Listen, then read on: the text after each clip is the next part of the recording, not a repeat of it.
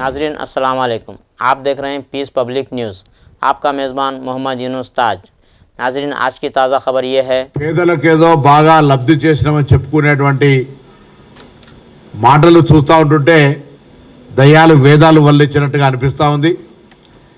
GST తెచ్చిన నాడే గత 8 సంవత్సరాల క్రితం రాహుల్ గాంధీ గారు స్పష్టంగా చెప్పినారు, ఇది గబ్బర్ సింగ్ ట్యాక్స్, పేద ప్రజలను దోచుకోవడానికి తెచ్చినటువంటి విధానం అని చెప్పి, ఒకవేళ ఒకే పన్ను ఒకే దేశం అనే విధానం అయితే అందులో పెట్రోల్ డీజిల్తో సహా ఎల్పిజి అన్నీ కూడా కలపమని అనేక సందర్భాల్లో దేశం మొత్తం మీద ముఖ్యమంత్రులతో సహా అన్ని రాజకీయ పార్టీలు డిమాండ్ చేసినప్పటికీ కలపనటువంటి విధానం, ఆఖరికి శవపేటికల మీద కూడా జిఎస్టీ విధించి పిల్లలు తినేటువంటి చిన్న ఆహార ధాన్యాలు పాలతో సహా మనం స్వాతంత్రం వచ్చినప్పటి నుండి గాంధేయ పద్ధతిలో పోరాడినటువంటి వస్త్రాలకు సంబంధించినటువంటి మొట్టమొదటిసారి జిఎస్టీని విధించి, జిఎస్టీ అనేటువంటిది దేశ ప్రజలను దోచుకోవడానికి కేంద్ర ప్రభుత్వం ఉన్నటువంటి ఒక ఆయుధంగా వ్యవహారం చేసినారు. నేనే మాట అనడంలే. గత 6 నెలల కింద మన ఆర్థిక శాఖ మంత్రి తెలుగు బిడ్డ నిర్మలా సీతారామన్ గారు చెప్పినారు, 6 నెలల్లో 22 లక్షల కోట్ల ఆదాయం వచ్చిందని. 6 నెలల్లో 22 లక్షల కోట్ల ఆదాయం సంపాదించిందని చెప్పినటువంటి నిర్మలా సీతారామన్ గారు 8 సంవత్సరాలుగా జిఎస్టీ పేరు మీద భారత ప్రజల్ని దోచుకున్నటువంటి భారతీయ జనతా పార్టీ మోడీ నాయకత్వంలో ఉన్న కేంద్ర ప్రభుత్వం ఇలా నిన్న మొన్న టీవీలలో పేపర్లలో చూస్తూ ఉంటుంటే డిజిటల్ టీవీ 100 ఇంచుల దానికి 1,50,000, 3 లక్షలు తక్కువైతుందని చెప్తా ఉన్నటువంటి పరిస్థితి. కార్లకు సంబంధించి 5 లక్షలు 3 లక్షలు తక్కువైతుందని చెప్తా ఉన్నారు. అంటే ఇన్ని రోజులు పేద ప్రజల రక్తం దాగి పీల్చుకొని ఒక్కొక్క కారుకు 5,000 లక్షల రూపాయలు, టీవీలకు 1,00,000 నుంచి 2 లక్షల రూపాయల దాకా మిగతా అనేక రకాల వస్తువులకు మీరు తగ్గించినటువంటి జిఎస్టీ వస్తువుల పేరు మీద దోపిడీ, పేద ప్రజల రక్తం పీల్చుకున్నటువంటి మాట వాస్తవం కాదా అని అడుగుతా ఉన్నాం. నిన్న మా నాయకుడు జయరాం రమేష్ గారు ఢిల్లీలో చెప్పినట్టుగా దేశ ప్రజల నుంచి 8 సంవత్సరాలు అందినంత దోచుకొని జిఎస్టీ పేరున నామకరణం చేసి దాని పేరు మీద దేశంలో ఏ ఒక్క కొత్త ఇన్ఫ్రాస్ట్రక్చర్ జిఎస్టీ ట్యాక్స్ ద్వారా ఈ యొక్క ఆర్థికపరమైనటువంటి అంశాల లాభం ద్వారా పేద ప్రజల నుంచి వచ్చినటువంటి పన్నుల రూపం నుండి ఈ నిర్మాణాత్మకమైన పని చేసినామని చెప్పుకునేటువంటి పరిస్థితుల్లో లేని సందర్భంలో అంతర్జాతీయంగా జరుగుతున్నటువంటి పరిస్థితులను దృష్టిలో పెట్టుకొని మార్కెట్ యొక్క నైతిక విధానాలు మార్కెటింగ్ అంతా పడిపోతున్నటువంటి సందర్భంలో తప్పనిసరి పరిస్థితుల్లో ఆర్థిక విశ్లేషకుల యొక్క సలహా మేరకు ఇలా మరొకసారి ఆర్థిక సంక్షోభం వచ్చేటువంటి పరిస్థితి నుంచి తప్పించుకోవడానికి తీసుకున్న నిర్ణయాన్ని పేద ప్రజల సంక్షేమం కొరకు చేసినాం. ఇదేదో విప్లవం తెచ్చినట్టుగా మరొక స్వతంత్రం తెచ్చినంత ప్రచారం చేసుకునేటువంటి ప్రయత్నం చేస్తూ ఉన్నారు. దాని మీద వేడుకలు నిర్వహిస్తున్నారు, దాని మీద రకరకాల ప్రకటనలు చేస్తూ ఉన్నారు. అదే పెద్ద ఉన్న పన్నును, అంటే మీరు వేసి 8 సంవత్సరాలు ప్రజల నుంచి పీల్చిన పన్నును కొద్దిగా తక్కువ చేసి మేము చాలా గొప్ప సాధించినామని చెప్పుకుంటే ఇంతకంటే మూర్ఖత్వం ఇంకొకటి ఉంటుందా అని అడుగుతాను. అరే మీరే కదా 8 సంవత్సరాల కింద రాహుల్ గాంధీ గారు అనేక రాజకీయ పార్టీలు వ్యతిరేకిస్తుంటే జిఎస్టీ తీసుకొచ్చి పేద ప్రజలను నడ్డి విరిచి ఇలా 60 రూపాయలు ఉన్నటువంటి పప్పు 130 రూపాయలు అయితే, 10 రూపాయలు ఉన్నటువంటి 20 రూపాయలు అయితే, నిత్యావసర వస్తువుల ధరలు 100% పెరిగితే ఇలా ఏమైనా తగ్గుముఖం పట్టినాయా మార్కెట్లో? దీనివల్ల కన్జ్యూమర్కి ఏం లాభం జరుగుతుందో ఒకసారి ప్రభుత్వ పరిశీలన చేయండి. ఇలా పెరిగినటువంటి ధరలు మీరు జిఎస్టీ తగ్గించడం నెపం మీద చేస్తే క్షేత్రస్థాయిలో ఎవరికైనా లబ్ధిదారునికి, ఎవరికైనా కన్జ్యూమర్కి లాభం జరుగుతుందో ఒకసారి చూడండి. ఆర్భాటమైనటువంటి అట్టహాసాల పునాదుల మీద ఓహో మేము జిఎస్టీ తగ్గించడం, పెంచింది ఎవరు? జిఎస్టీ పేరు మీద రక్తం పీల్చింది ఎవరు? ఇలా మేము దొడ్డు పైపు 1 HP మోటార్తో పీల్చింది ఇలా 25 దానికి సంబంధించినటువంటి పేరు మీద పీలుస్తామనేటువంటి ప్రయత్నం జరిగి మేము పెద్ద గొప్ప చేసినాం, మీకు ఏదో రీహాబిలిటేషన్ చేసినాం, మీకు పెద్ద ఉపాధి చేసినాం, మీకు పెద్ద బెనిఫిట్ చేసామని చెప్పుకొని పండుగ ముందు సంబరం జరుపుకోమని చెప్తున్నారే. కనీసం లెక్కలు దేశంలో ఎవరు చదువుకోలేదా? లెక్కలు తెలివాయా? ఎవరిని మోసం చేస్తా ఉన్నారు వీళ్ళు? తెలంగాణకి ఇలా ఈ జిఎస్టీ తగ్గించిన పేరు మీద 7,000 కోట్ల రూపాయల నష్టం వస్తూ ఉంది పన్ను రూపంలో. రైట్, మరి పేద ప్రజలకు ఏమైనా లాభం జరిగిందా? పేద ప్రజలకు ఎంతవరకు జరుగుతుంది? దాని గురించి ఆలోచన చేసేది లేదు. రాష్ట్ర ప్రభుత్వాలు ఎవరికైతే వాళ్ళే, ఈ దేశం ఒక రాష్ట్రాల కూడికకు సంబంధించి, ఒక రాష్ట్రాలకు సంబంధించినటువంటి 29 రాష్ట్రాలతో ఉన్నటువంటి దేశం ఇది. ఫెడరల్ సిస్టంలో ఉన్నాం మనం. రాష్ట్రాలకు సంబంధించినటువంటి పట్టింపు లేదు. ఆర్థికపరమైన అంశాల మీద ప్రభుత్వాలు సహకారం అందించేది లేదు. అందులో ఒక కాంగ్రెస్ పార్టీ పక్షంలో ఉన్నటువంటి అధికారంలో ఈ ప్రభుత్వానికి భారతీయ జనతా పార్టీలో లేం కాబట్టి పూర్తి వివక్షపూరితంగా బడ్జెట్ కావచ్చు, నిధుల కేటాయింపు కావచ్చు, అభివృద్ధికి సంబంధించి కావచ్చు, అన్ని రకాలుగా ఇవాళ తెలంగాణకు అన్యాయం చేస్తున్నటువంటి పార్టీ ఇది కేంద్ర ప్రభుత్వం. బాధ్యత లేనట్టుగా వ్యవహరిస్తోంది. తెలంగాణ మా భారతదేశంలో అంతర్భాగం కాదన్నట్టు వ్యవహరిస్తూ ఉన్నది. ఇది కూడా ఆలోచించాల్సిన అవసరం ఉంది తెలంగాణ ప్రజలు. ఆనాడు జిఎస్టీ పెట్టినాడే వ్యతిరేకించిన party Congress party. Gabbar Singh tax, GST అంటే పేద ప్రజలకు రక్తం పిలవడానికి గబ్బర్ సింగ్ ట్యాక్స్ పేరు మీద నరేంద్ర మోడీ పెట్టినటువంటి విధానం ఇది. ఇలా దాన్ని ఏదో తగ్గించి గొప్ప పరిపాలన మార్పు చేసినాం, పేద ప్రజలకు న్యాయం చేసినాం, పండుగ జరుపుకోమని చెప్తున్నటువంటి విధానాన్ని కాంగ్రెస్ పార్టీ పక్షాన తీవ్రంగా ఖండిస్తూ ఉన్నాం. ప్రజలకు అర్థమయ్యే విధంగా చెప్పే ప్రయత్నం చేస్తాం. తప్పకుండా ఇది బీజేపీ మోసపూరిత విధానాలల్లో ఒక లేటెస్ట్ ఏఐ మోడల్, మారుతున్న కాలానికి అనుగుణంగా ఏఐ మోడల్లో మసిపూసి మారేడుకాయ చేసేటువంటి విధానంలో ప్రజలు మోసం చేస్తూ ఉంది. టెక్నాలజీ పేరు మీద, అంటే ఇంతకుముందు నెట్గా జిఎస్టీ మీద వసూలు చేసి ఇప్పుడు చేయమంటే వాళ్ళ గొప్ప మెహర్బానీ చేసినట్టు ఫీలింగ్ ఇచ్చే ప్రయత్నం చేస్తారు. ఇది పొరపాటు అని తెలియజేస్తాను. అందుకే రాష్ట్ర ప్రభుత్వం పక్షాన అధికారులతోటి, మంత్రివర్గంలో ఇతరత్ర అనుభవజ్ఞులైనటువంటి ఆర్థిక నిపుణులతో సలహాలు తీసుకొని దానికి సంబంధించిన ఆలోచన చేస్తాం. కానీ ఫెడరల్ సిస్టంలో కేంద్రము బాధ్యతారాహిత్యంగా వివరించేటువంటి అంశం వల్ల ఇటువంటి ఆర్థికపరమైన ఇబ్బందులు రాష్ట్రాలకు ఏర్పడ్డప్పుడు కేంద్రం పెద్దన్న పాత్ర పోషించి ఆ రాష్ట్రాలకు అండగా ఉండాల్సినటువంటి పరిస్థితి.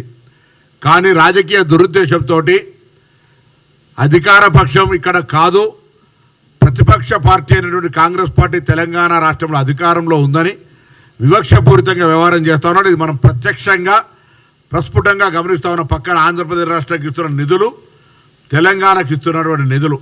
ఇవాళ మన దగ్గర తిరుపులార్ రీజనల్ రింగ్ రోడ్డు సంబంధించి, మెట్రో విస్తరణకు సంబంధించి, గోదావరి జలాలు హైదరాబాద్ తీసుకొచ్చేటువంటి అంశానికి సంబంధించి, ఇంటర్నల్ ఇన్ఫ్రాస్ట్రక్చర్ ఇంప్రూవ్మెంట్కి సంబంధించి, ఎడ్యుకేషన్ ఇన్స్టిట్యూషన్స్ ఇంప్రూవ్మెంట్కి సంబంధించి, ఇండస్ట్రియల్ డెవలప్మెంట్ గ్రోత్కు సంబంధించి, ఐటీకి సంబంధించినటువంటి అనేకమైనటువంటి అభివృద్ధి తీసుకురావడానికి సంబంధించిన అంశాల లోపల కేంద్రం పూర్తిగా వివక్షపూరితంగా వ్యవహరిస్తూ ఉంది. అయితే సొంత రాష్ట్రం గుజరాత్, లేకపోతే ఇవాళ ప్రభుత్వానికి 11 నెంబర్గా కాళ్ళలాగా నిలబడడానికి అవకాశం ఇచ్చినటువంటి ఆంధ్రప్రదేశ్కో బీహార్కో తప్ప, ఎన్నికలున్న బీజేపీ ప్రాంత రాష్ట్రాల్లో తప్ప ఎక్కడ కూడా నిధులు కేటాయించే ప్రయత్నం జరుగుతలేదు. ఆ విధానంలో తెలంగాణకు పూర్తిగా అన్యాయం జరుగుతూ ఉంది. మరి అటువంటి విషయం లోపల 7,000 కోట్ల నష్టానికి తెలంగాణ నుంచి ప్రాతినిధ్యం వహిస్తున్నటువంటి మంత్రులు ఏ విధంగా తెలంగాణను ఆదుకోవడానికి ప్రయత్నం చేస్తారో చెప్పాల్సిన బాధ్యత ఈ రాష్ట్రం నుంచి ప్రాతినిధ్యం వహిస్తున్న కేంద్ర మంత్రులపై ఉంది అనే మాట కూడా తెలంగాణ ప్రభుత్వం పక్షాన, ప్రజల పక్షాన ఆ ఇద్దరు మంత్రులకు కూడా తెలియజేస్తా ఉన్నాం.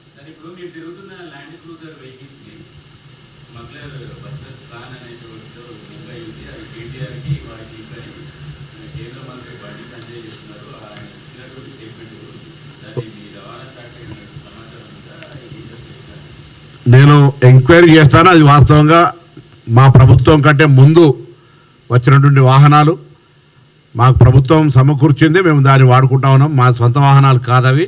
అటువంటి ఒక స్మగ్లింగ్ వాహనాలు అయితే తప్పకుండా రవాణా శాఖ తరఫున తగిన చర్యలు తీసుకుంటాం. వారి ప్రకటనను ఫిర్యాదుగా స్వీకరించి రవాణా శాఖ తరఫున విచారణ చేస్తాం.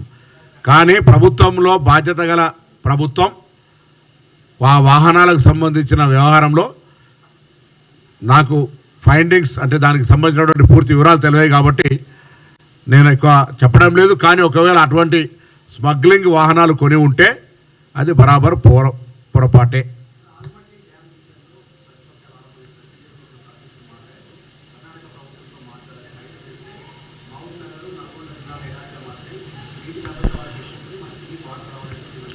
తెలంగాణ ప్రభుత్వం కృష్ణా నదికి సంబంధించి కానీ గోదావరి నదికి సంబంధించి కానీ మిగులు నీరు నికర జలాలు అదే వరద జలాలు వాటికి సంబంధించి వినియోగానికి సంబంధించి ఒక ప్రణాళిక తీసుకొని తెలంగాణ ప్రయోజనాలకు సంబంధించి చాలా స్పష్టంగా ముందుకు పోయే ప్రయత్నం చేస్తూ ఉన్నాం.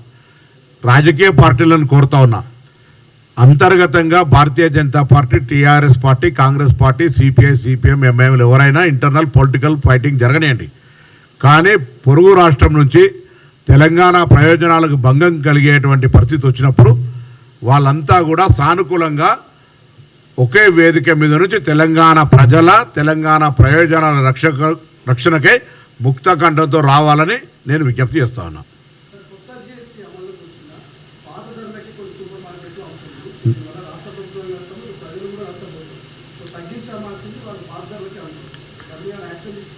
మీరు ఆలస్యంగా వచ్చి నేను చెప్పింది అదే. ఇవాళ మీరు 38 సంవత్సరాల నుంచి రక్తం పీల్చినట్టు పీల్చి మనం జనరల్ బ్లడ్ టెస్ట్ చేస్తాం. రక్తం ఎక్కిన తర్వాత దూది స్టిక్కర్ వేయకపోతే రక్తం అట్లనే బయటకు వస్తుంటుంది. అట్లనే ధరలు దక్కించమని చెప్పి ఏం నియంత్రణ లేకపోతే అదే ధరకు అమ్ముతారు. భారతీయ జనతా పార్టీ విధానం అట్లా కనబడతా ఉంది. మేము జిఎస్టీ తగ్గించడం పండుగ జరుపుకోమంటారు, క్షేత్రస్థాయిలో అది లేదు అనే చెప్పడానికి ప్రయత్నం చేసినాం.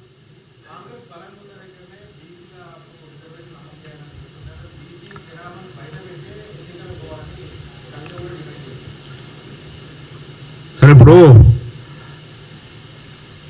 రాజకీయ ప్రకటనలు ఉనికి కోసమో వాళ్ళ యొక్క ఐడెంటిటీ కొరకో చేస్తే దానికి సంబంధం నేను రెస్పాండ్ కావడం పొరపాటు. ప్రభుత్వము ట్రాన్స్పరెంట్గా, చట్టపరంగా, న్యాయపరంగా, పద్ధతి ప్రకారం, ప్రజాస్వామ్య ప్రకారం చట్టసభల్లో ఉన్నటువంటి విధానాలు, హక్కుల మేరకు మా ప్రయత్నం కొనసాగుతుంది. ఇంతకంటే మెరుగైన విధంగా చేయొచ్చు అని చెప్పగలిగే వ్యక్తులు ఎవరున్నా నేను బహిరంగంగా ఆహ్వానిస్తా ఉన్నాం.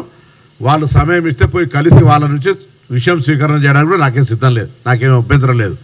కానీ రాజకీయ కోణం నుంచి ఆలోచన చేస్తే నేను అంతకంటే కరడు కట్టిన కాంగ్రెస్ వాదిని గట్టిగా జవాబు చెప్పగలుగుతాం.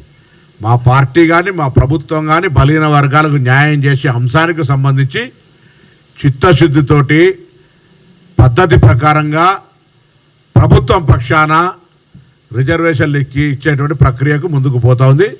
మిగతా ఇంకేదైనా సబ్జెక్ట్ ఉంటే మళ్ళీ ఒకరోజు ప్రెస్ కాన్ఫరెన్స్ చేస్తాం. ఇవాళ దయచేసి జిఎస్టీ పేరు మీద 8 సంవత్సరాలు గబ్బర్ సింగ్ ట్యాక్స్ పేరు మీద దోచిన విధానం, ఈరోజు ట్యాక్సులు తగ్గించడం పండుగ చేసుకునేటువంటి విధానం తప్పు.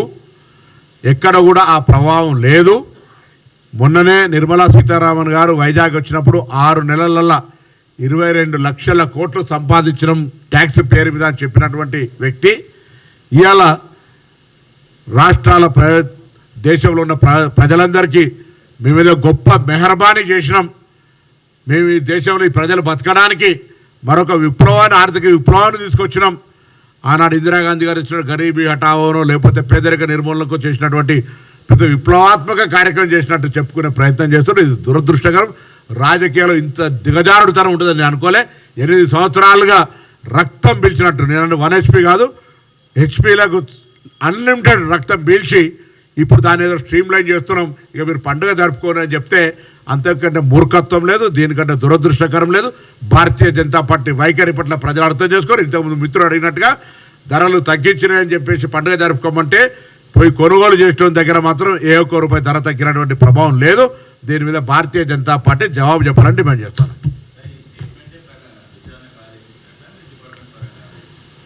డిపార్ట్మెంట్ నేను చెప్తే ఇప్పుడు దానికి సంబంధించినటువంటి ఎవరైతే ట్విట్టర్ల ద్వారా ఇతరత్ర ఫిర్యాదు చేసారో నా శాఖకు స్పందించి నేను రెస్పాండ్ అయ్యి నా ట్రాన్స్పోర్ట్ కమిషనర్కు సూచన చేస్తా ఉన్నా. వెంటనే ఆ వాహనాలకు సంబంధించిన అంశం మీద ఫ్యాక్ట్స్ బయటికి తీయమని చెప్పి కోరుతా ఉన్నా.